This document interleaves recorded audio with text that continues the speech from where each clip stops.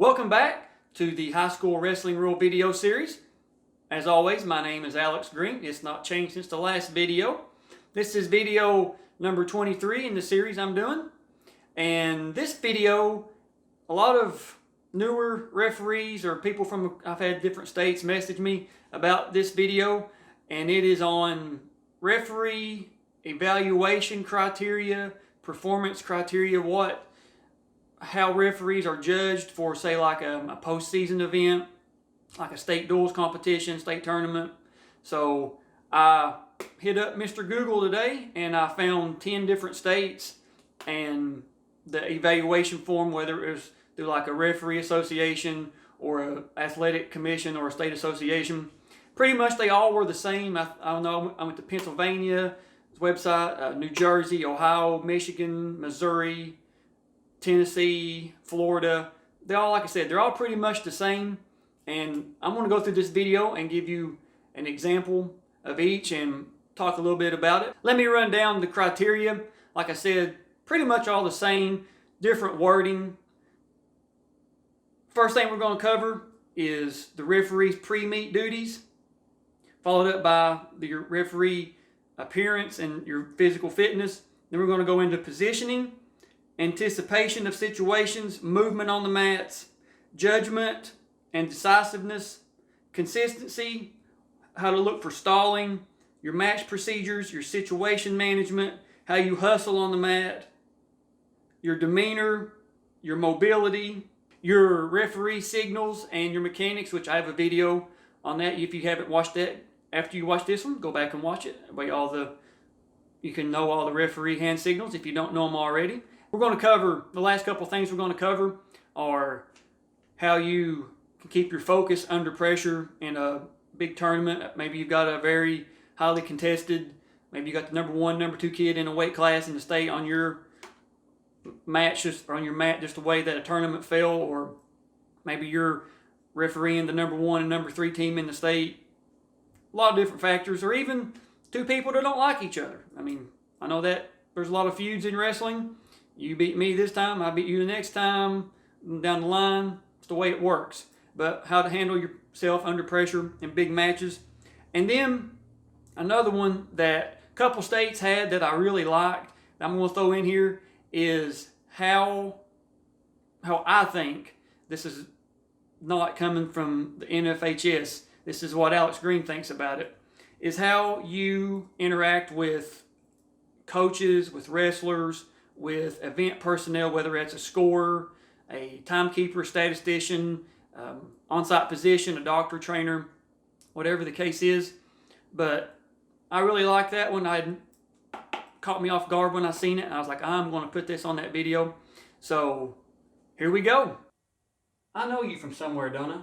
You the guy that does the wrestling rule videos on YouTube? Yes, I am the guy on YouTube that does the wrestling rule videos. Actually, I'm filming one right now. I've got a little nephew that wrestles. I've seen him a couple times. Never really watched any of them though, but I want to learn how to do it. I think I can make that easy money. Heard those guys made like $175, $200 for a tournament, man. I could do that all day. It's not hard. It can't be that hard. Yeah, I can help you be a new official. I'm glad you stopped by. Do you have any experience with wrestling? Did you wrestle in high school? Have you taken any like jiu-jitsu classes or anything like that? No, I didn't wrestle in school. And no, I never taken any jiu-jitsu classes. Other than watching my little nephew wrestle a few times, I'm not really familiar with the sport. Have you watched any like Olympic style wrestling or maybe the NCAA finals, anything like that? Does the name Jordan Burroughs, Kyle Snyder, Cal Sanderson, any of those ringing a bell to you? Did you say Michael Jordan? No, Jordan Burroughs. Never heard of her. Kyle. No, Kyle. Does his family own the chip company? Well, maybe you've heard of Stone Cold Steve Austin?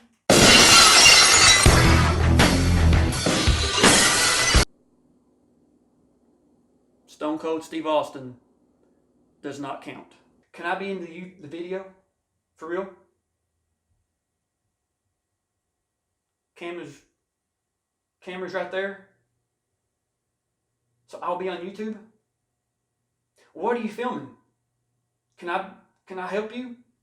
Yep, you actually picked a good video to show up to. This is information for referees on how they're graded for evaluation standards, how people are selected for like postseason, what other officials look for on how well they do certain things. I've got the list right here. All right, I've got a spare uniform you can wear. Come with me. Wow, like a real uniform like you got on? Listen, when I get done, I'm going to text my friends, hey, I'm going to be on YouTube. That is, you're not pulling my chain, are you? Wave at the camera. You're on. This is going on YouTube. We're filming. That's what I said earlier. We are filming. Basically, I'm pretty much a model, so I know I'll help your video views out. Now that we got a visitor, let's get this party started. First thing we're going to go over is the pre-meet duties of the official. Now, as you learned before, as soon as you arrive on scene, that's when your jurisdiction, your authority begins for that meet, and it ends when you sign the last bout sheet for a tournament or the last score sheet for a dual meet. But first thing you need to do when you get there is be early. If you can be early, be early. There's no reason to show up right at the time weigh-in starts. Get there early, check the mat area, make sure that everything is like it should be. The score table's 10 feet away. They got functioning clocks. The score keeper and the timer are familiar with your signals. If they're not, have your rule book out. You always need to carry your rule book with you no matter where you go, no matter how many years you have. But let the scorer and the timekeeper, because sometimes you go to meets and they're just whoever is sitting around, a parent or a school employee, hey, I need you to run the clock. They have no idea what's going on. They do the best they can. But if they got the referee hand signals, they're going to do a lot better. Then you can tell them to watch my video on hand signals. Everybody wins. But weighing in the competitors and skin checks, that's paramount. You really need to be on top of your game on that. We know that if a wrestler, say they miss weight by 2/10 or whatever the case is, they can step immediately on to another scale if one's available. If not, they can step off, step back on. If they're still overweight, they either can't wrestle or bump up a class. It's whatever the coach wants to do. You don't make that call. You just say, you're not wrestling at this weight, you're over 2/10, you're over 5/10, whatever the case is, but they're not wrestling that weight if they miss weight. Also, fingernails and skin. I carry a black Sharpie with me. If a wrestler has long fingernails, I put a big N. I call them Freddy Krueger's. If they need to shave, I put a big S. And they have to come back to you before they wrestle and say, hey, check my skin, check my nails, and even the hair. You need to be checking special equipment, whether it's hair nets, knee braces, the leggings, make sure they got the stirrups on them. Anything that's not the specified uniform, the compression shorts or shorts designed for wrestling, the compression top, or a singlet, shoes and headgear, anything other than that, you need to be checking. When you get done with that, like I said, if you've not already checked the mats, go out there and do it then. Make sure that the mats are the one in, I mean, not supposed to carry your ruler with you, but you can eyeball pretty much. The mats are the proper thickness, the proper size. Make sure that, like I said, you get up with the timekeeper and the scorer before the match starts, because you don't want, have to go every single time back to the table. And what was this called? What? I don't know what I'm doing here. You don't really want that. Next point we're going to go over is the referee, the official's uniform. Now, the specifications are outlined in the rule book. The shirts you can wear are either the traditional black and white 1-inch alternating vertical stripe shirts, basketball officials, football officials, or the gray like I've got on with the navy blue pinstripes. I know my state has adopted this is all that we wear now is the gray with the navy blue pinstripes. Your state may still be letting you wear either or. The rule book also says that if, say you're at a big tournament, like a sponsored tournament by a company, whatever the case is, and all the other referees wear this, they're provided the same shirt, this event sponsored by, whatever car dealership or whatever hospital, and it's got you can have like official on the back or referee. As long as everybody has the same type of shirt on, that is also permitted. But you need the green and red wristbands along with a set of green and red ankle bands. Now, ankle bands are optional, but trust me, they help out. You also need a green and red flip disc. This is a flip disc I got last year for working the state duels. I appreciate the KWOA for the commemorative. I keep my flip disc underneath my red wristband. Need a whistle, of course. Black lanyard, black whistle. You don't need anything other than that. Black lanyard, black whistle. So let's go over real quick. You need the green and red wristbands. While you're at it, go ahead and buy you a set of green and red ankle bands. They're not that much more. You need a green and red flip disc. Find out what type of shirt that your association wants you to have. Black lanyard, black whistle. And when you're buying your shirt, you need to make sure that if you are required to have the state insignia for like your athletic association or athletic commission, that you're getting the proper insignia. You don't want to buy, spend $35, $40 and it be the wrong type. So make sure, and a lot of official apparel websites will have, we're the official sponsor of the Tennessee Athletic Association, the Florida, California, Texas, whatever. Just make sure that you're getting the proper one. I've already showed you guys my officials meet jacket in another video, but I'm going to show it to you again just for good measure. Make sure when you go to the online store, whichever one you choose, the athletic apparel store, officials apparel, that you're getting the proper jacket for your state and you have the proper insignia. Now, I've got the proper KHSAA insignia.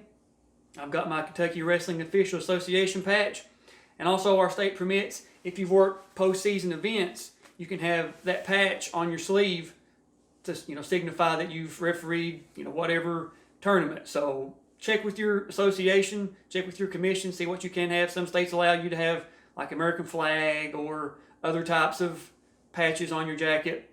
Just make sure that you're going to stay within the the confines of what they permit you to have. Also, I know you guys know what black pants look like, but make sure that your pants are black. I have two pair of black pants that I use. I have one pair that I use for like just regular weekend meets or weeknight duels. Then I have a pair, actually I got on right now, that I use for filming and I use for like state duels, regional tournament, more popular tournaments, I guess if you will. A lot of teams from different places that you don't see normally will be there, different types of media, other referees that you've never met. You want to put your best foot forward and say, hey, I look like I belong out here. That is something that a senior official told me when I first started. He said, son, if you look like you belong, the people are going to believe you belong. And that was a long time ago. And I try to tell all new referees that I help get started, hey, look like you belong out there on the mats. Make sure that your uniform is clean, it's pressed, you have all the right equipment, and you could step into a photo shoot and be the poster boy for whatever company because you look so professional. Did he just say photo shoot? Did I mention that I'm basically a model?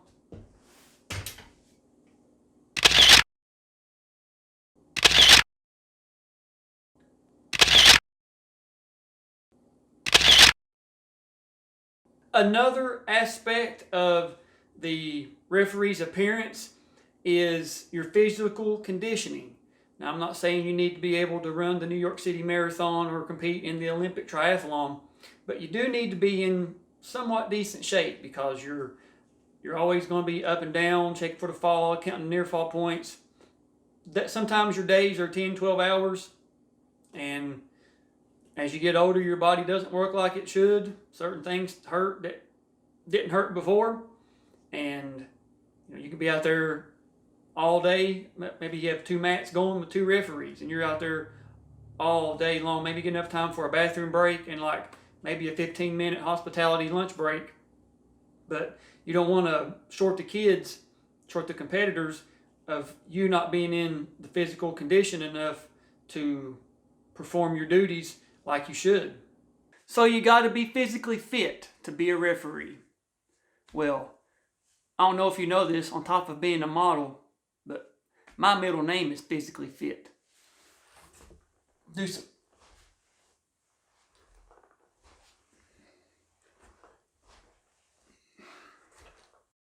2 hours later. 4,998. 4,999. 5,000. No big deal. I just do 5,000 sit-ups every day for breakfast. We're going to talk now about some mechanics, referee mechanics that I saw on the sheets that I found today, and pretty much all of them said the same thing, not so many words, some of them added, and I just wrote down a few that stuck out to me, and I'm going to kind of group them together because pretty much the same. I just want to give a little commentary on them. So first thing we're going to talk about is positioning, anticipation of situations, and movement on the mats. To me, that's pretty much all the same. Positioning, how you position yourself when the wrestlers are neutral, how you position yourself when the wrestlers are in the up-down, or somebody's working for a fall, how far you are back. You don't ever want to stick your hands under the shoulders and feel for a fall. You want to be back far enough where you can look and see what's going on. You don't want to crowd them either because you don't want the kid to hit some type of reversal and they end up kicking you in the face or kneeing you, or you end up hurting them by accident just because you were too close. Just keep a good distance away from them. That goes right along with anticipation of situations. If you wrestled or you've been refereeing any length of time, you know that it's best sometimes to hold off on your calls. Let the kids scramble, because we have that wonderful phrase, reaction time. In sports like basketball and football, they got to call, even though they may not announce the penalty right away because the play's still going on in football. The referee or the official throws a flag on the play. He witnesses a foul or whatever, the offsides or holding, or basketball you see a walk or a foul. You're going to call those instantaneously. But wrestlers are going to scramble. You just need to let them say, hey, I know these guys are going to scramble. I have enough experience. I know, pretty much what move is coming next or what they should be doing next, and watch them, let them go. And then when the situation settles, then you can start counting. You can start, calling your takedowns, your reversals, your escapes, whatever the case is. Same thing with movement on the mats. Just when the kids are neutral, the wrestlers are neutral, stay pretty, not a good distance away, but stay, 5-6 feet away from them when they're neutral. If they're playing the out of bounds line, we know a lot of teams use that as a tactic. Get the takedown, drag the toes, go out of bounds, start in the up down position on the restart. That's cool. But if you know somebody's stalling or somebody hit somebody for fleeing the mat already, get yourself between the boundary line and the wrestlers. Hey, tell them, work back in, fellas. Work back in. Let's go. Work to the center. Don't be afraid to talk to the wrestlers. I verbalize everything. Every penalty, every point I award, I'm constantly talking to the wrestlers. Let's work in. Let's work in. Top man work for a turn. Bottom man work for an escape. There's nothing wrong with that. I've always done that. And to me, it helps me keep flow of the match. It lets the coaches know that I'm in control of the situation. If there is a question about a score, I can say, hey, coach, I said that out loud. I remember saying plain as day, we got one escape, on this last series. Not a big deal. I remember calling the 3 near fall over here when your kid had him in the Peterson roll. Nothing wrong with that. So just positioning, anticipation of situations, movement on the mat, just be cognizant of that next time you're out there on the mats. These next 3 also, to me, go hand in hand. That's consistency of your calls, match procedures, and situational management. Now, your consistency, how you do your mechanics, whether you throw your hand way up in the sky for a 2, or you're really dramatic with your reversal, or you're really dramatic with your near fall, whatever it is, do it the same way every time you do it. Do it the same way this weekend, as you will next weekend, as you will next month, as you will next season. Be consistent. Let the wrestlers and the coaches know this is the way you are. This is how you're going to call this. This is how you're going to signal this. That way, everybody in the gym knows. Match procedures, from the time that wrestlers check in at the score table until you raise the winner's hand, or however it ends with an injury, the wrestler has to be taken off, like blood time or injury time. Be consistent with that. From starting the match, your mechanics, stopping the match, calling the pin, calling the fall, if you will, pin or fall, same thing. But just be consistent with that. And the situational management, to me, that kind of takes on a few things. That takes on how you handle the actual match itself, how you handle yourself for like a blood time or injury time or recovery time, or now the new concussion protocol signal. Also, if there's like a fight, an incident between coaches, between fans, coaches, fans, and parents all get in the scrum at the same time, how are you going to handle it? What are you going to do? Your other official on the next mat is, got 3 or 4 parents right in their face. Are you going to go over and help them out? You should, because pretty much the way you need to look at it is, even though you may know everybody in the gym, if you have another referee with you, another official, that is who you need to be rolling with. And you need to have each other's backs, whether it's at a dual meet, a tournament, whatever the case is, you need to be looking out for each other. We know attacks on referees are growing by the day. I actually did an editorial for my official association a few years ago about assault on officials, and wrestling can wait. There's no reason for a wrestling match or a meet to continue if you've had officials been assaulted. Notify law enforcement, notify school administration, deal with the situation, get the offending parties out, get them separated, taken to jail, whatever the case is, removed from the premises, then continue wrestling.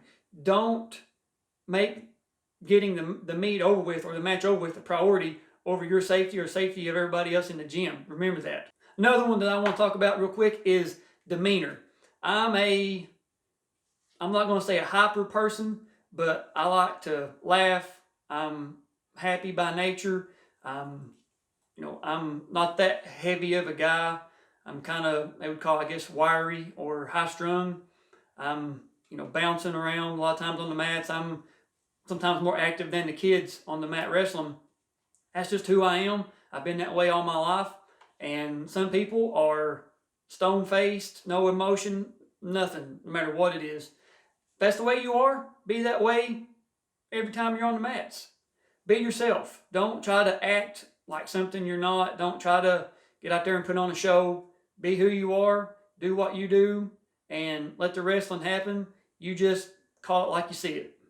A skill or a trait that newer officials or even seasoned officials that really have never been in high pressure situations, they've just refereed little events here and there, is how you handle your judgment calls and your decisiveness once you've awarded the points. Once you have signaled a takedown, your 2, however you do it, that call is going to stay that way forever. Don't change it. Now, if you have misinterpreted a rule or misapplied a rule, that is different.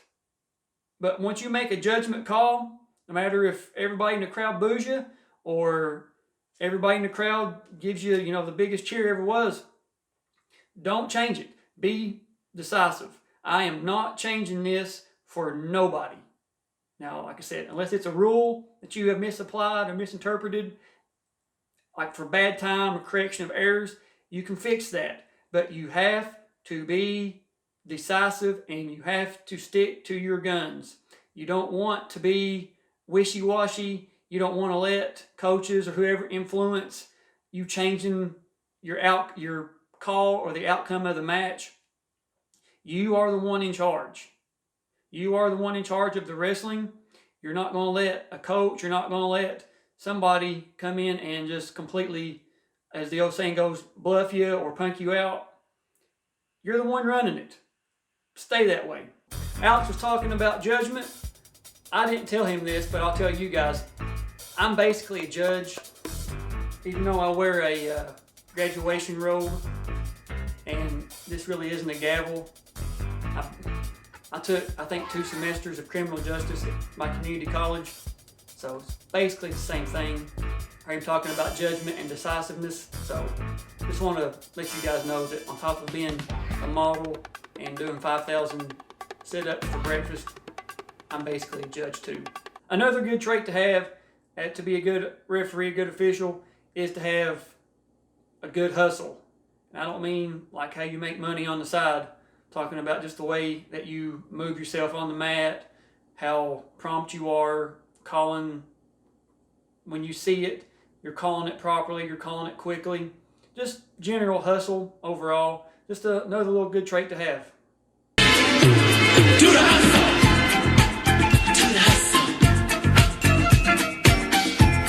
Let's talk a little bit about mechanics. And I don't mean working on vehicles. I'm talking about hand signals.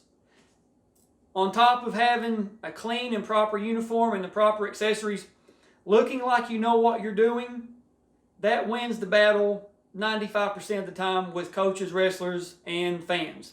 If you look like you belong out there, they will accept that you belong out there.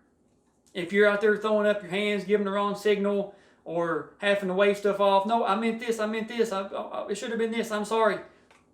They're not really going to respect you. But if you're loud with what you call, and you're holding your hand up 3 to 5 seconds, letting everybody in the whole place know what you called, they're going to respect you a lot more than just quickly throwing up your hand or not even saying out loud what you're calling. Like I said earlier, I verbalize everything. I guess you call it a learning curve. A long time ago, I had a few coaches, seasoned coaches, ate me alive at one of my first big tournaments that I got to work. Ever since then, everything has been I've verbalized out loud. There's everything. I don't care what it is. If I'm calling it on the mat, I'm saying it out loud. And that's something you need to practice on. Go back, watch my video of the hand signals. Every hand signal in the NFHS wrestling rulebook is in there. I give a description of it. The only new one is it's the concussion injury time. That's in the video for the information for new officials. Go back, watch that video of the hand signals. Practice in front of a mirror. That way when you get out on the mats, you look like you belong. You need to have proper hand signals and proper mechanics. I don't know what Alex is talking about.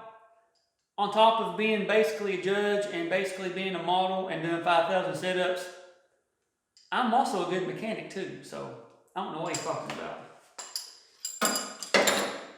Let's see here. That's tight. That's tight. That's tight. Oh yeah, oil looks good. I can tell from here. Why is my hood up on my vehicle? What are you doing? Mechanicking? Maybe you've heard of it. You said we were going to work on mechanics. How else do you work on mechanics besides with your hands and tools? No, I said we are going to work on hand mechanics, referee signals. Not, I need you to mechanic with your hands. Oh, I don't need these? Your vehicle, is it working? No, I do not need you to mechanic. My vehicle works just fine, thank you. Yeah, I'm basically a professional mechanic. I don't know if you knew that. Close my hood down and let's get back inside and finish up. Okay, you're the boss. Believe it or not, referees will take bribes. I know that's a shocker to a lot of you, but I know there's been some famous cases of a couple NBA officials serving federal prison time for bribes. I know there's been some other states where referees have got caught gambling on, like say a state tournament or who's going to win this game at a regional level, whatever the case is. Don't get yourself in that trick bag, because I'm sure once you get caught in your state, you're pretty much never going to officiate again. It's really not worth it. Or I don't think it is. A little bit of money is not worth giving up something you enjoy and possibly facing prosecution for it. Be professional with the coaches, the team personnel, the wrestlers, staff, like the trainers, scorers, statisticians, timekeepers, all that good stuff. Same thing with parents and fans. If you happen to have family members that are coaches or wrestlers, you gotta let them know, hey, I'm here to officiate. I'm not here to show favoritism. Same thing with parents. You may be related or know some of the parents, some of the fans, and they may have kids wrestling. You may have wrestled with some of the coaches. Let them know, hey, man, listen, outside of here, I will do anything I can to help you. And as far as asking me a question, I will do my best to answer it. But if you think I'm going to show favoritism to you or your kid or your team, you're wrong. If your kid is better and wins, you better believe I'll call the pin or I'll call it like I see it. But I'm not. Don't ever think that I will compromise myself to help out a wrestler or a team win by making bad calls towards another wrestler or another team that is not deserving of that. No team deserves to be cheated. Every team, every wrestler deserves a fair shake. They're all in the weight room, the mat rooms. They're all sweating. They're all bleeding. They're all having to cut weight. It's your responsibility to give them a fair, as the old saying goes, a fair shake as possible. So don't put yourself in that position. If you do want to talk to coaches or talk to wrestlers or whatever, I know there's been a few times there's been some kids that I've had to referee. They've signed college football scholarships. You go up, shake their hand. Hey man, can't wait to watch you play at the next level, or can't wait to see you in the NFL in a few years, or congratulations on your state championship. Whatever the case is, be as brief as possible, because you don't want to get the reputation of, oh man, that referee, he always goes over and talks to this team, or man, he never does anything for this team. He's I think he's biased against this. Don't put yourself in that position. Don't take a loaded handshake with a money in it, or taking bribes on the side. Be professional. Show up, referee, do what you're supposed to, and after the match is over, if you want to congregate with whoever, that is totally up to you. But when you're got the stripes on and you're there in official capacity, you need to let everybody know, hey, I'm as unbiased as I possibly can be. Hey coach, good to see you, man. Oh. Everybody's gonna pay. You sure you don't need to have this? There's the $1 million man. Hey. Yeah, of course. All your wrestlers are going to win today. Absolutely. High five.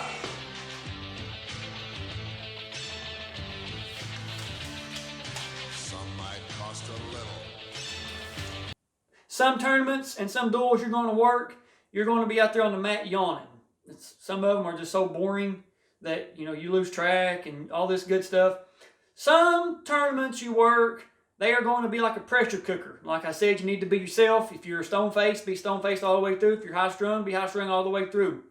But handling pressure, being able to make the call in a high-pressure situation when you've got all the eyes on you, maybe your event turns off all the stadium lights and just has the spotlights on the mat.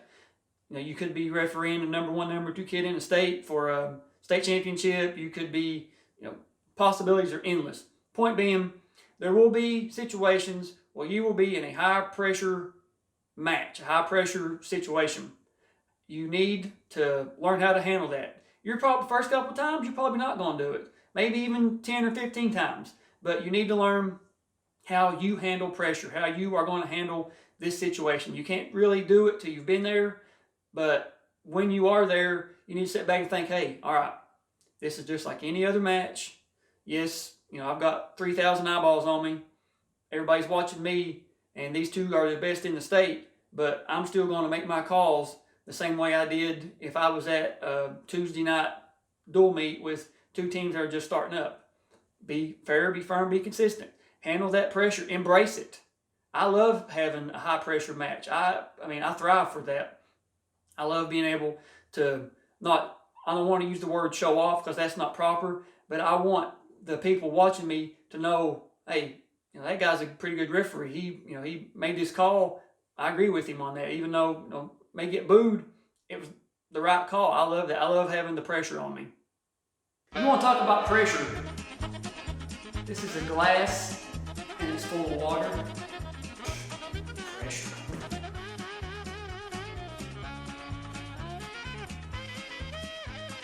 Yeah, now what are you going to do, Mr. Referee Man Alex? Talk about pressure. Piece of cake. I just want to touch on this real quick, and I promise the video will be done. It's the assistant referee duties. This is also outlined in the book, but I want to kind of give you an outline here. It's pretty much what I've said, just a few things extra. Your positioning, how you mirror. You need to be mirroring the other official. If you're the assistant, just if the referee has his chest to you, that's the way you need to be, just further back. Your movement, how you communicate. Whenever you're the assistant referee, you need to be making sure that the clock's running, the score's correct, that you're communicating with the official. I got 10 seconds left, 10 seconds. Mat positioning, keeping track of the time and score. When there's a blood injury, recovery time, or the concussion, you're in the center of the mat. If there's a coach coach conference at the table, you're standing in between the wrestlers at the 10-foot circle. And just overall how you work together. You get together before the match. Hey, all right, man, I'm going to be the head on this. You're the assistant, and we'll switch. This is the way I do it. If you would, just kind of stand off to my left or to my right, then move with me. Whatever you guys work out. Just a few things I wanted to put on camera, or put on that way you guys could see it, or know what at least to expect. So there you have it. I know this video a little different than what I'm normally used to putting out. I just wanted to have a little fun with this. Been working on this script for a while, and I just got these ideas, and hopefully you guys liked it. If you liked it, give me a thumbs up. Leave me a comment below. Let me know what you want me to do next. I'll be more than happy to cover any rule or any situation that you have a question about. But as always, like, share, and subscribe. Tell somebody. Tell your teammates. If you're a wrestler, tell your teammates. If you're a parent, share it on your social media group, or tell them at their next board meeting. If you're a coach, pass it on to other coaches, especially if they're new. Get this out in front of as many people as possible. But thank you for watching, and we'll see everybody on the mats.